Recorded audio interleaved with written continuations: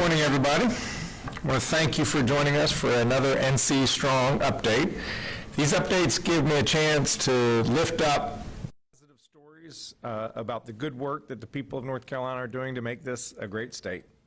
Today we're going to focus on the economy. North Carolina has been winning more jobs and more economic opportunity for our people. In July, we ranked as the top state for business in the entire country. That's for the third time in the last 4 years. We're the third fastest growing state in the country by population. Businesses and people across this country see that we've got a good thing going here in North Carolina, and they want to be part of it. Since the 1st of January, we have announced more than 33,000 jobs for North Carolina. 33,000 jobs represents the most ever recruited to North Carolina in a single year, and we still have a month to go. So I want to repeat that. I want to underscore it. 2025 is now North Carolina's best ever year for job recruitment in the history of this state. We've made particular progress in aerospace, biotech, advanced manufacturing, electric vehicle sectors. And the announcements have been spread across the state. 16,000 jobs in the Triad, 8,000 jobs in the greater Charlotte area, 4,000 jobs in the Triangle, and more than 1,000 jobs in the East, more than 1,000 jobs in the Sandhills, and more than 1,000 jobs in Western North Carolina. Accomplishing this milestone has required hard work from a lot of different people, and there is plenty of credit to go around. I want to thank Secretary Lee Lilly of the Department of Commerce and Economic Development of North Carolina, the EDPNC, Economic Development Partnership of North Carolina, CEO Chris Chung, who are joining us today. I want to thank the General Assembly, and I want to thank a host of other state, local, and private partners who have each played an instrumental role in this success. We cannot, however, rest on our laurels. Other states want what we have. We've got to keep expanding opportunity. We've got to spread it to every corner of the state so that if you work hard, where you come from never limits how far you can go. That is the promise of North Carolina, and delivering on that promise is what drives my administration. As we keep bringing jobs to North Carolina, we have to be laser focused on ensuring that those opportunities are going to every corner of the state. I am proud that we have brought approximately 5,000 jobs to rural North Carolina and about $12.5 billion in investment. These new jobs help sustain rural towns and shore up local economies. And we aren't just bringing jobs, we're working to support entire communities. The Rural Infrastructure Authority has awarded 51 grants and more than $26 million to energize rural economies. Especially in Western North Carolina, small businesses are the beating heart of their communities. But 86% of impacted businesses from Hurricane Helene are still earning at or below the pre-storm levels. We have to keep supporting their recovery. The Small Business Infrastructure Grant Program has enabled local governments to rebuild their downtowns so that locals and tourists can return to those downtown businesses. Whether it's restoring sidewalks or building sewer systems, these grants help small businesses reopen their doors and serve their customers. Across the state, we've awarded nearly $250 million in broadband grants to get people connected to jobs and services. And Commerce's Main Street program has supported smart economic development and historic preservation in small towns across the state. We will not rest in our work to spread opportunity statewide, and in particular, to rebuild Western North Carolina following Hurricane Helene. At this point, I'll bring forward Lee Lilly, the Secretary of Commerce, to talk more about the great work happening at the department. Secretary Lilly. Well, thank you, Governor. Good morning, everyone. I'm Lee Lilly, the North Carolina Secretary of Commerce. And the CNBC ranking the governor mentioned, naming North Carolina as America's top state for business, continues to draw welcome attention for our state. People recognize that we have a world-class workforce, a solid economy, and that we are attracting more business to the state, which in turn draws interest from other companies, and fuels our momentum. North Carolina's top rankings and our consistency in those top rankings are no accident. They are the result of strong collaboration with Governor Josh Stein, the North Carolina General Assembly, our economic development partners across the state, like Chris Chung and his team at EDP&C, and importantly, the regional and local economic developers whose community-based economic development makes this work possible every day. Companies that we work with often remark upon the high level of collaboration they experience when working with the state of North Carolina at every level. Companies don't see this kind of collaboration in every state, and it's a vital reason for our success. Economic development projects are complex and require cooperative support that transcends county lines and political affiliation to persuade a company that our state can meet their needs and create great jobs. Checking our egos, solving problems, and focusing on jobs, not who gets credit. That's the North Carolina way. As the governor mentioned, 2025 is already a record-breaking year for North Carolina economic development, with $23 billion in capital investment and 33,000 great-paying jobs announced in this calendar year. From urban centers to rural communities like the one that I'm from, we're focused on the people, the places, and the partnerships that create real prosperity. In June, we announced that Jet Zero will create more than 14,500 jobs and invest $4 billion in Guilford County at Piedmont Triad International Airport. This is the largest single job project we have ever announced in the state of North Carolina. In Rowan County, J-Bill, an engineering and manufacturing company, will create 2,000 jobs with a $500 million investment in that community. Just last month, the governor and I announced that Scout Motors will locate its corporate headquarters in Charlotte, bringing 1,200 high-paying jobs. Prolec GE Waukesha is creating 330 jobs in Wayne County. And in Benson, just last month, Vulcan Elements announced it will establish the largest magnet factory in the world outside of China, creating 1,000 jobs and investing nearly $1 billion. While they support our economy, they're also supporting our national security with that investment. These are just a few examples of why 2025 has been an exceptional growth year across dynamic industry sectors and in every corner of the state. So what's next? To keep our momentum going, we recommit to expand infrastructure across the state that supports economic development, support growth of innovation, startups, and small businesses, continue to drive workforce and economic development alignment, and recruit great businesses, bringing great jobs to every corner of the state. Throughout this, we have continued to make it a top priority to help our neighbors and friends in Western North Carolina recover from Hurricane Helene, build back stronger, and we won't stop until that mission is complete. Governor, there's more work to do, but I'm pleased to report it's been a great year for economic development. I appreciate your leadership as the recruiter-in-chief for the state of North Carolina. Thank you.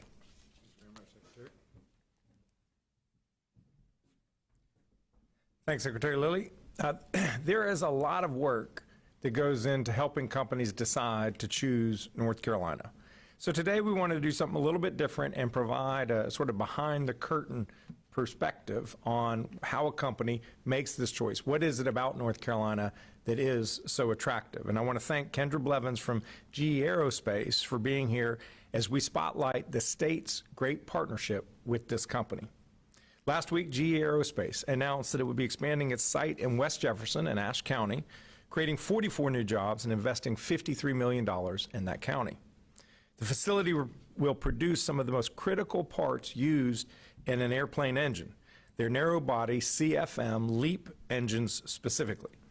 And as with every new job announcement, the news represents months of work by the Department of Commerce, by the Economic Development Partnership of North Carolina, and many, many other state and local partners. GE Aerospace has a long history of operating, growing, and investing in the state. The company currently employs about 2,000 employees at 4 separate locations across North Carolina, and notably 20% of GE Aerospace's employees are veterans. In March, the company announced plans to invest $101 million in their facilities in Wilmington, Asheville, Durham, and West Jefferson. When our delegation attended the Paris Air Show in June, I was with both of these gentlemen, I met with company executives from GE Aerospace, and I thanked them for their recent announcement. I asked how we could continue to strengthen the partnership that is strong between the company and the state, and I encouraged them to choose North Carolina for their next phase of investment. Then Commerce and EDPNC went to work. EDPNC has been working with the company on potential expansion in West Jefferson facility for a long while, and in late June, EDPNC presented information to Commerce so that the state could produce an investment proposal to GE Aerospace. In July, Commerce offered GE Aerospace a proposal that included several elements, including a One North Carolina incentive. With 1NC incentives, companies receive no money up front. Instead, they have to meet job creation and capital investment targets to earn that investment. That's incentive. A local match by the county is also required. Commerce's proposal also included partnering with our community college system to support customized training efforts through the NC Edge program. And GE Aerospace has since applied for Commerce's RIA Building Reuse Program, which we have previously highlighted or will be highlighting, to expand its existing facility in West Jefferson. Each of these items were independent pieces that we brought to the negotiating table. And you may think that because we have such a strong, stable, long-standing relationship with GE Aerospace that the proposal was a done deal. And we wish it were that simple. An international, a global company like GE Aerospace could choose to invest its scarce capital at any of its facilities anywhere in the world or start an entirely new facility somewhere else. But no, they chose North Carolina. Our unique value proposition won the day. Here are some of the ways the North Carolinians are benefiting from the company's investment. The announcement doubles down on our commitment to expanding economic opportunity to every corner of the state, and that includes rural North Carolina, like in Ashe County. These are good jobs with good wages. The average wage for this expansion will be higher than the county average wage. Next, it solidifies our state's reputation in two critical industries, aerospace and advanced manufacturing. We already have the largest manufacturing workforce in the Southeast. And with the recent investments by Jet Zero, Honda Jet, HAECO, RTX, and more, we are creating the hub for the future of aerospace. We know we are the first in flight. North Carolina is also the future of flight. Finally, GE Aerospace's announcement also provides opportunities for new workers to learn important skills in lean manufacturing. Many of these jobs don't require a 4-year college degree, and a person should not have to get a bachelor's degree in order to get a good job that pays a good wage that supports a family. Because if you work hard, where you come from should never limit how far you can go.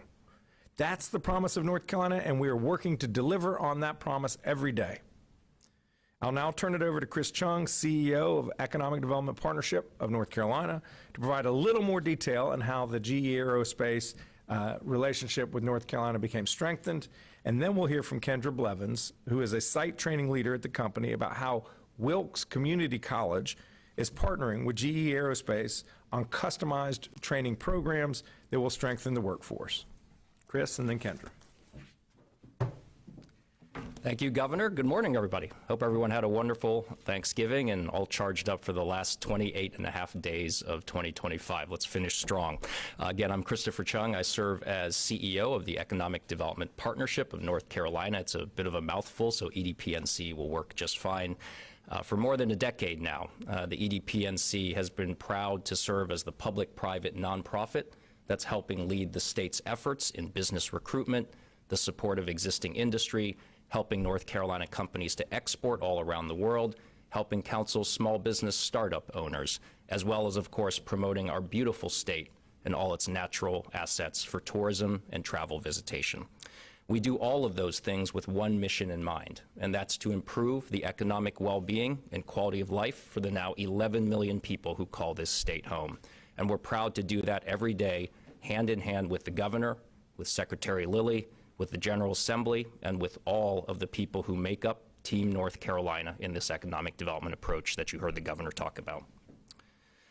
Think of us as a sales and marketing arm. Our product is North Carolina, and we get to tell that story every day to companies and visitors and people from all around the world.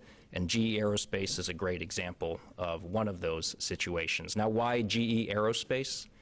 GE Aerospace, as you heard, there's a few different through lines that are really important about this particular investment that GE has committed to in North Carolina. As you heard the governor say, this is occurring not just in a rural part of North Carolina, which is a key to us making sure that every economic development opportunity goes as far and wide across the state as possible, but it's also happening in western North Carolina, a region that all of us are focused on supporting the recovery of as we continue to bounce back from the events a year ago. It also is a great validation, as you'll hear from Kendra, about the world-class workforce that North Carolina boasts for companies who are here today and the companies that we hope will come here in the future. And then, of course, as you heard the governor mention, this is part of a targeted industry approach. One of the things that EDPNC does on behalf of the state is try to figure out strategic industries make the most sense for us to go after, whether that's recruiting companies or whether that's supporting companies who are choosing to expand here. We want these industries to be ones that are high growth, that produce the kinds of jobs that have wages above our county average and above the state average. And of course, we want these jobs to be available in all parts of North Carolina. And GE Aerospace is a great example of just that kind of situation. Aerospace is one of those tentpole sectors for us in North Carolina. It's been a long-standing part of our economic development strategy in North Carolina because it produces those great jobs, because aerospace touches every corner of North Carolina. It's a very, very important industry. It's part of the reason we attend some of these industry events like the Paris Air Show that both the Secretary and Governor led the delegation for this past June. It's a key industry that North Carolina, I'm from Ohio, so the first in flight thing, it's taken me 11 years of living here to finally acknowledge, I guess we are first in flight in North Carolina, but we're the future of flight, more importantly, and it's important for us to go out there and aggressively tell that story to companies all around the world in this industry. So why GE Aerospace? GE Aerospace is a great example of, in economic development, we talk about business recruitment. That gets a lot of attention, a lot of visibility, and it really is a great moment when we can attract a new company like Jet Zero to set up shop in North Carolina. But GE Aerospace is a great story of how it is equally important for us to take care of the growth needs of companies who are already here today. As you heard, GE Aerospace operates multiple operations across North Carolina, employing thousands of people in well-paying jobs in every corner of our state. We absolutely need to make sure that we are removing barriers to growth for companies like GE so that they continue to invest and create jobs for North Carolinians. We have a team at the EDPNC that's working at the direction of the Commerce Department every day to go out there and sit across the table from companies who are here in North Carolina today to understand what are your pain points, what are your growth barriers, what are the things that are holding you back from growing further in North Carolina, and then how can we collectively as Team North Carolina remove those barriers, take down those hurdles, and enable you as companies to keep employing more and more of our people. And that's exactly what happened here with GE Aerospace. It's no more complicated than that. We've stayed in touch with GE Aerospace at all of their different locations, trying to understand what are the things that we can solve for them, and then what are the expansion opportunities that they are considering in the future that North Carolina might compete for. It's very, very important for us to keep these kinds of relationships with major employers like GE, because guess what? Anytime we're going to be attracting a new company to locate here in North Carolina, the very testimonials we want them to hear from are the companies who are doing business here already today. And if we've done a great job of taking care of GE and all the other companies that are expanding here in the state, all that's going to do is strengthen our hand when we're trying to persuade yet another new company to come invest and create jobs in our state. And that's what makes GE Aerospace such a great success story beyond the jobs, beyond the investment. It's the validation of a long-standing relationship that this state has had. I remember attending their ribbon cutting 10 years ago in West Jefferson for another expansion at that time, introducing their cutting-edge technology at that point. We're 10 years later. That is a lifetime in the global aerospace industry. And the kinds of technologies and manufacturing methods that GE is doing today with this latest expansion, They would not be making this investment if they did not have the utmost confidence in the people who work there, in the workforce and education systems who produce the skills and training that these employees need. And you're going to hear that from Kendra. So all of this makes for a really great story, and it's just another feather in the cap for Team North Carolina as we get ready to wrap up a fantastic 2025 and look forward to, I hope, an even better 2026. So with that, I'm going to turn it over to Kendra Blevins, Site Training Lead for GE Aerospace. Thank you very much.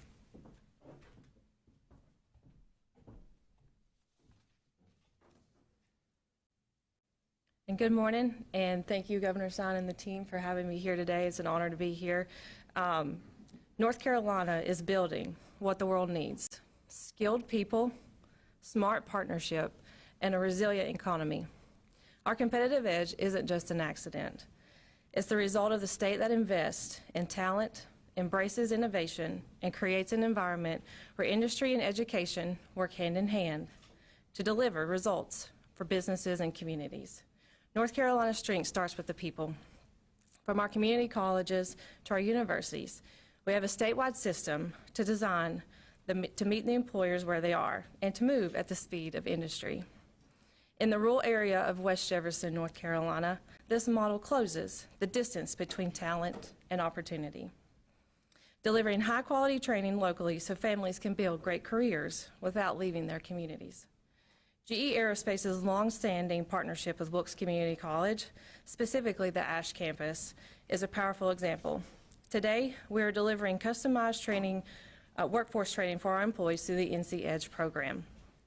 This training is aligned to real roles, such as inspector and CNC machinist. A flexible model that ramps with demand, supporting new product introduction, rate increases, and technology adoption. Strengthening safety, quality, delivery, and costs. This means that employees can upskill in areas like advanced manufacturing, building a real career path. What sets North Carolina apart is the flexibility. With Wilkes Community College, we've been able to co-develop a program that targets the competencies that our business needs today, whether that is precision manufacturing, metrology, machining, safety, or problem solving through lean fundamentals. For rural North Carolina, it means training aligned to real plant needs so that we can grow capability where we operate and keep more wins in our community. Wilkes Community College brings a nimble curriculum design, experienced instructors, and modern labs. GE Aerospace brings the real-world application, performance standards, and clear outcomes. The result? A training model that improves quality and shortens the time from classroom to contribution. North Carolina's workforce engine isn't just producing certificates, it's producing outcomes. Customized training like NC Edge helps us to onboard faster, reduce the rework, and strengthen our first-time yield. It gives team members a clear pathway to grow their careers, which boosts retention and engagement. And it helps us to meet our customer demands. For GE Aerospace, this partnership means that we can scale capabilities as our programs grow, helping us sustain a high rate of operations. And it is especially powerful in rural areas like West Jefferson, where strong industry and education partnerships turn proximity into opportunity, bringing good jobs, skills, and durable growth close to home. The economic development that works for everyone. This helps employees gain in-demand skills and better paying jobs. Employers gain a reliable, high-quality talent pipeline, and communities gain durable growth built on education, work, and a sense of pride. When businesses' needs evolve, our training evolves with them. That's our North Carolina edge. The examples North Carolina has produced proves that when industry and education partners with purpose, we don't just fill jobs, we build future. So thank you to Wilkes Community College for being an outstanding partner over the last decade, and to the leaders across the state who continue to invest in people first. Let us keep raising the bar together. I'll turn it back over to Governor Stein. At this point, we'll take questions, initial questions. Let's just have it be on this topic, and then if there are other questions, we can. Reginald, how are you? Thank you so much for being here. Head of the Rural Economic Development Division at the Department of Commerce, Reginald Spade. So questions on today's topic, and then we can let these guys go if there are questions beyond the topic. And feel free to address to any of the speakers. Yes. I have a question for Secretary Lilly, specifically on grants for film industry and then also for the visit and see and the tourism. First, on the Helene front, can you just talk about how the tourism campaign has gone? Do you see an uptick in travel in 2025? Is it reverted to normal, or is there still a decline? It's a great question, and that's a partnership we have with the EDP&C, who houses the Visit NC travel and tourism program. So, Chris, if you have anything to add, of course. The campaign, Rediscover the Unforgettable, which is an ad campaign that was financed in part by the General Assembly and run by Visit NC, I think has been very successful. We've seen significant return, particularly over the latter part of this year, of visitors and tourists to Western North Carolina. It's not evenly distributed, and that's part of our mission, is to make sure that visitors and tourists know which places are open and ready for them. Most places are, and we've really tried hard to encourage people to do that. Look at Asheville and hotel numbers. They've done pretty good in recovering there. We hope another year of this campaign will help bring us back to where we were and even beyond where we were. Chris, anything to add on that? Yeah, we won't have 2025 tourism data till a couple of months into the new year. As you hopefully know, 2024 was a record year for visitor spending. The governor and secretary announced that back in, I think, in April or May. We're optimistic. I mean, right now, of course, people are travel has come back a long way since the pandemic days. North Carolina is a great destination situated where we are here on the East Coast, so it's a very great drive time destination for a lot of the eastern third of the country. We have beautiful natural amenities, so we're optimistic it'll be a great year. We won't know what that data looks like until a couple of months into 26.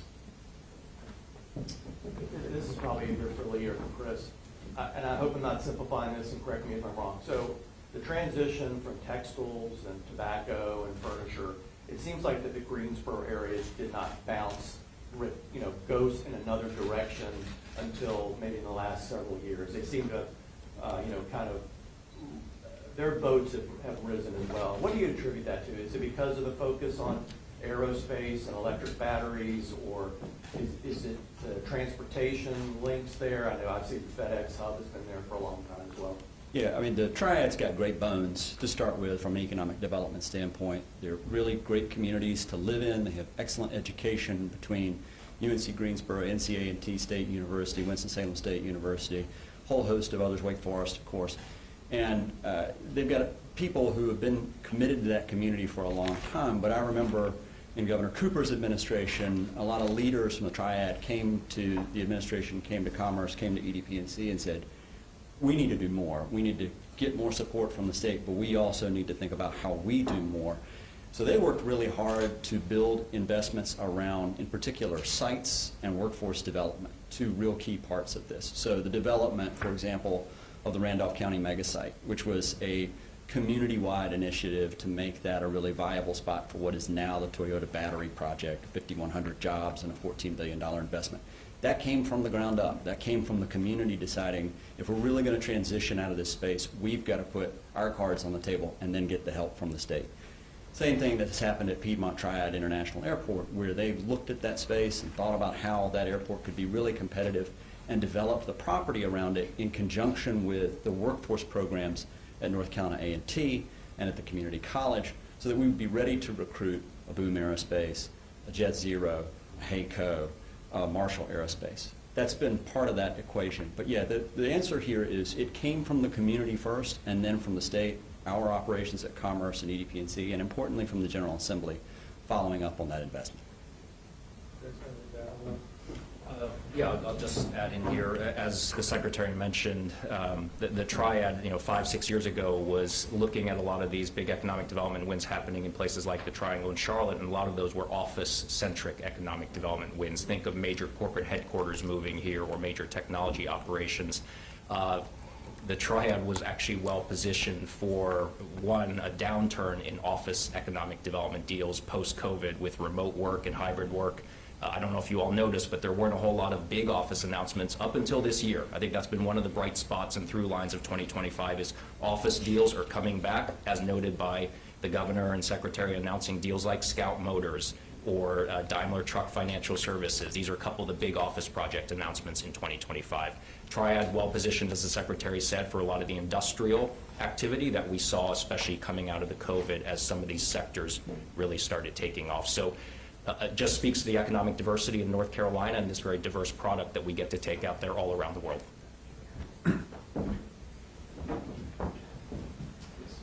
Last month, Commerce put out a report about the manufacturing workforce in the state that's kind of graying pretty quickly. It sounds like a lot of the announcements are still manufacturing based. How do you sort of make sure that the companies that are coming in are going to continue to meet their needs for the workforce? I'll take it first, Lee, and then ask you to supplement.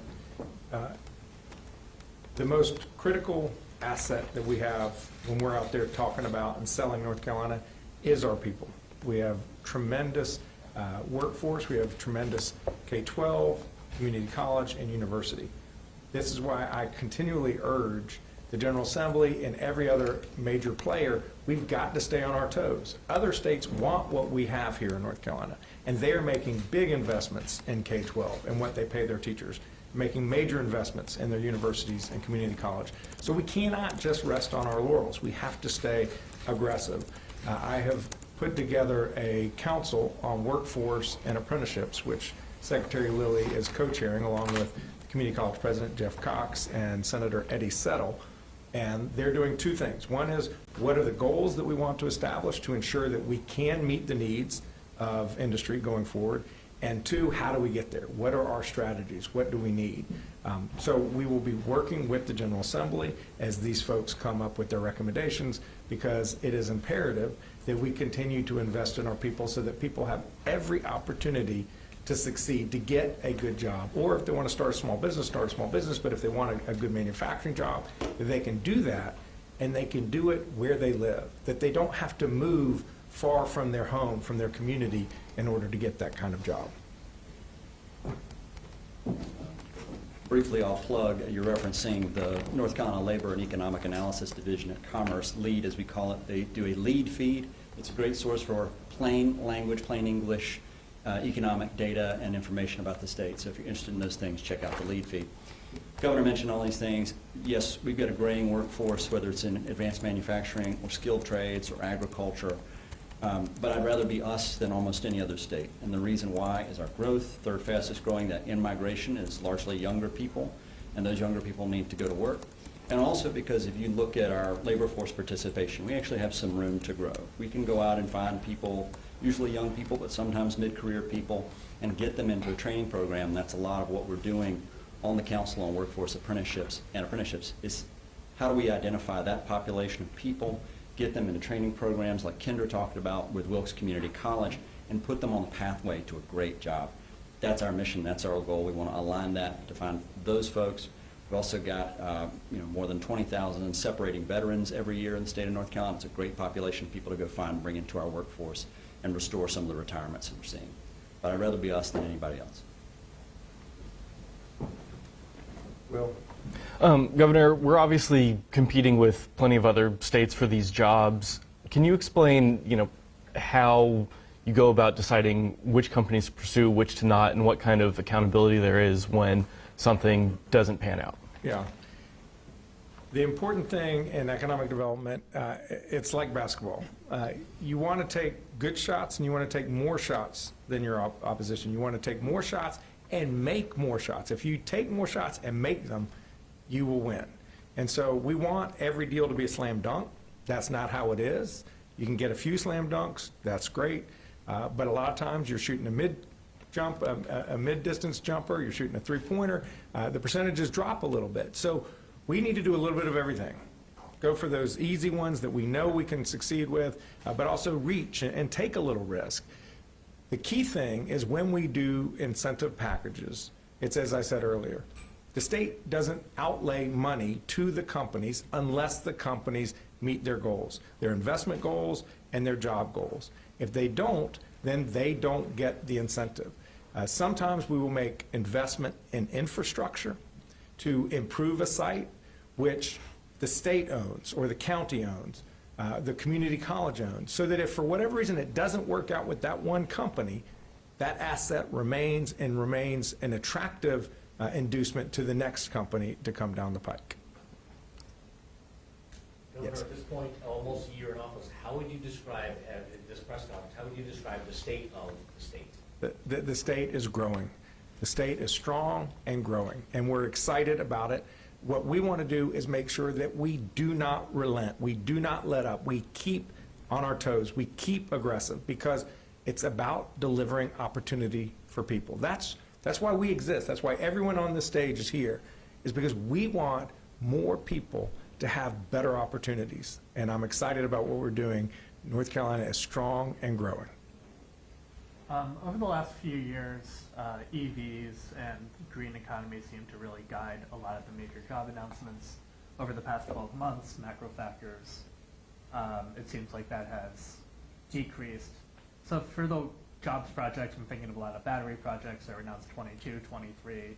Is there anything that the state can do to help them maybe gap this period or come to fruition? And how do you see green energy and EVs guiding jobs projects going forward in the state? I'm still bullish on electric vehicles, plug-in hybrids, hybrid cars.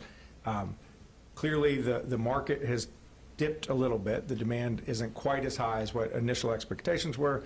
There's a great deal of hostility out of the federal government, which makes it a less attractive place for companies to invest. But look, we were just in Charlotte 2 weeks ago announcing Scout Motors' 1,200 job facility, location headquarters that they're going to put in downtown Charlotte. And so, and we were the same day in Randolph County when the first hybrid battery from Toyota went off the line to go into a car being manufactured somewhere else.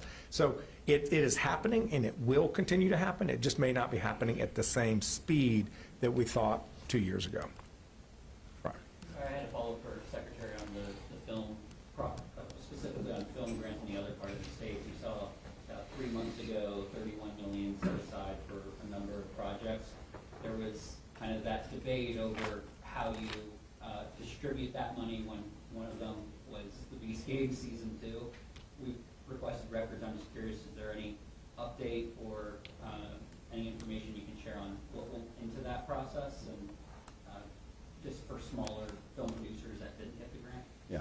Well, the first thing I'll say is I think our film industry, which essentially died after 2016 and the bathroom bill, has made an amazing comeback here, again, mostly on the strength of our workforce. We've got a great workforce, both in Wilmington and outside of the Charlotte area, and then creative people who want to create really great films, great TV shows. And so we've seen a lot of growth come back in the film industry. We've still got more work to do because it's such a competitive market, not just in the United States, but all around the world, to attract these programs to be filmed in North Carolina. They do generate a tremendous amount of economic activity. That's why the General Assembly created the program and tasked the department in conjunction with EDP&C with identifying those productions to help support. And we do support large productions like Beast Games in Pitt County, which is a rare place for us to see a film happening, or in this case, a television show happening. But we support a lot of smaller independent productions as well that are being filmed in North Carolina, if you look at the suite of projects that are supported. So we're pretty happy with where the program is. We know it could grow more. We know that there's a lot of competition, and we're going to be working with the General Assembly and others to think about how we compete for more film production in North Carolina. I will say that Anna was watching The Runabouts, is that the name of the show? And I saw the last episode. It was awesome. Great North Carolina production. Any other questions on this topic? Yes. Sure. Just real quick, kind of building on Will's question about the incentives and the cost. Yeah, looking at the numbers the state puts out, it's kind of the amount of total awards announced far eclipses the amount given. Yes, many projects are still active that could be dispersed. Mm-hmm. Is there any kind of just behind the scenes in terms of the budget? Is it a no harm, no foul kind of mindset for the state that we're giving this money with protections, we'd love it to work, it's a bit of a PR hit if it doesn't, but there's really no cost? Or is money being held? Is there sort of any financial cost to inevitably getting many not coming to fruition? Yeah, I'll let Lee also answer this question. No, I think this is an area where we want to do as much as we can and be as aggressive as we can, as long as we have belief in the company. Obviously, we underwrite these companies before we engage in these extensive negotiations and partnership.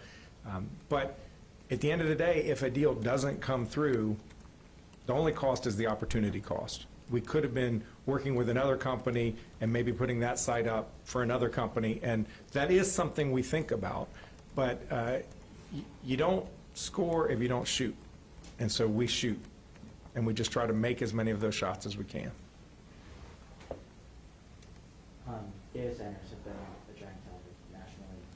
What is sort of the recruitment approach with those, and what is sort of the thought about how they fit into the broader kind of infrastructure of everything now versus kind of potential consumers? It is an issue. Another council I have recently formed is the Council on Energy Policy, and that is specifically one of the topics they're looking at. The data centers suck up an incredible amount of energy, and energy costs are too high as they are. They're rising. The Duke Energy has just asked for a double-digit rate increase at the Utilities Commission, something that I hope is severely scrutinized and shrunk because it's too expensive as it is, electricity. So we have to take a hard look as a state about what is the impact of these data centers on energy demand, and is this the right way that we want to deploy a limited resource? We do not have infinite energy, and so we will be having more insight into that question on a going forward basis. Sure. The short version is, just to be clear, data centers, unlike these other projects that we've talked about today, are rarely the recipients of discretionary economic development incentives. So our largest discretionary incentive, the JDIG program, which supports things like Jet Zero or Toyota, those are not typically offered on a data center project for a variety of different reasons. They do qualify for other incentives, and in particular may qualify for local economic development incentives, and particularly around property tax abatement, and that's the decision of a local county, and I think that's why you've seen different local jurisdictions approach data centers in different ways. I'd say thus far the answer on data centers in North Carolina has really been left to a local decision and a decision about whether or not power is available. So you've seen some communities like in Richmond County with AWS, where they saw that as a really beneficial thing for the county to do, that it's a $10 billion project, create a lot of opportunity for a rural county in North Carolina. Other counties have taken different approaches, and I think that's the way it will continue to operate for some time, in conjunction with the larger policy question about how much power do we have, where do we prioritize the use of that power, and who's paying ultimately when you have a large project that's going to consume a lot of power. Anything else on economic development?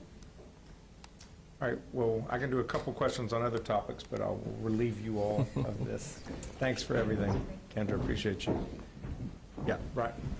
Governor, it's obviously the candidate filing period underway right now. I have not filed yet. Yeah, give it a couple of years.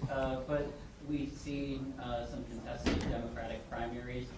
We know past governors have weighed in on contested Democratic primaries. Are you going to be supporting or endorsing incumbents like Rodney Pierce, Carla Cunningham, Shelley Willingham, Amanda Cook, or would you prefer some primary challengers to them? We will, it's premature. Let's see how filing shakes out, and then we will have more announcements to come. Healthcare, obviously a big part of our economy. I had a couple questions on that. One, we could see a ruling today in one of the fights over the Medicaid cuts, and I'm just curious, you know, if there's been any sort of movement with the General Assembly there. And then two, kind of unrelated, but you know, for people with private insurance, there's been all of these fights between, you know, the insurance companies, the providers. One right now involving UNC, which is obviously a state, state agency. Is there any desire to have the state weigh into some of those fights, or just change how this works so that people don't constantly face all of that uncertainty? Yeah. On the first question, I'm dismayed that the General Assembly refuses to do what they know they need to do. They agree that Medicaid doesn't have enough money. They, in fact, agree on how much money that it needs. They agree it's $190 million. Our actuaries show it's more than that. But what I told them was, give us the $190, and then we will see if your economists are right or our actuaries are right. Preliminary data suggests that our actuaries are in fact correct, that we need 319 million. But I said, we don't need to solve that today. Just give us the money that you know we need. They were here in session, and they failed to do what they knew they needed to do, which is to fund Medicaid so that people can access health care no matter where they live, particularly dire and rural communities. And instead of doing that core job, they enacted a gerrymander that abuses their power to take away the voters' power. I cannot think of a more crystallized example of wrong-headed priorities than undermining our democracy instead of funding people's health care. But they did that. So we will continue to engage the legislature. I urged them to come back the next month. In fact, I called them back. They refused to come back to do their basic job. So I will keep calling on them to do their job, make sure that our healthcare system continues to work, and understand the consequences of their failure do not fall only on people who have Medicaid for health insurance. If you're in a rural area and there's a healthcare provider that you go to who also serves people on Medicaid, if they're not getting enough money to keep their doors open and they have to shutter, all patients will suffer, not just Medicaid patients, but private payer patients as well. And then your second question on private payers, it is the way the system works. The insurance companies negotiate with the providers on what they're willing to pay to stay in network. There are times, I can imagine a scenario where the consequence is really grave and impacts a very large number of people, but and where the state would need to step in or to urge to knock heads. But these are private parties who need to do what they need to do, but understand that there is a real human consequence to their failure to get the deal done. Home building, I don't know if you would want to weigh in as well, because Congress is overseeing that. The single-family housing applications close end of the year, and you guys are at just under like 5,000 total active applications. Over 5,000 now. Are you satisfied with where those numbers are at when you approach the end of the year, and what's your sort of expectation on that on the time going forward? Yeah, I think we may be approaching 6,000. Like 6,200. 6,200. So people are funny. People need a deadline in order to get something in. So the end of the year is the deadline. The number of applications continue to increase. I'm sure there will be some submitted today. So, our hope is that we get over 7,000. We will keep putting the word out. I thank you for asking this question. If you are in Helene and your property, your home was impacted by the storm, you may qualify for assistance. And please go to Renew NC, the website, and apply. It's not an onerous application at all, and you may be eligible for assistance that can help your home get either rebuilt or renovated, whatever is needed to happen based on the damage that you suffered from the storm. We want people living in safe, habitable homes, especially as we come into winter. A quick follow-up on that, you all were planning out under that same program, multifamily housing and workforce housing. Do you have a timeline in mind yet for when those might come online? Yes, the multifamily housing applications will be first part of the year, and then workforce will follow. We have to stage these programs because we have limited staff. You all applied for the Rural Health Transformation Grant. There's been a little bit of criticism about how much the state asked for. Maybe the state should ask for more. Are you giving any insight into sort of why the state asked for what it asked for, and maybe your optimism about getting what it asked for? Yeah. Obviously, there was a lot of thought put into what to ask for and how much to ask for, and the idea was to maximize the return to the state for the benefit of people's health, people who live in rural North Carolina. And so the determination was made that the $1 billion was where we were most likely to get the number to maximize the return for North Carolina. We're hopeful. We know that we have an exceptionally strong program. There's already been a great deal of healthcare innovation in rural North Carolina. It's something that the state has been really forward-looking. We had the first rural healthcare program at State Department of Health and Human Services in the country. We have the second largest rural population in the country, only Texas has more rural residents than North Carolina. We know that our federal delegation is fully engaged and supportive, and so we're going to push as hard as we can to get every single dollar that we possibly can to put to people's health.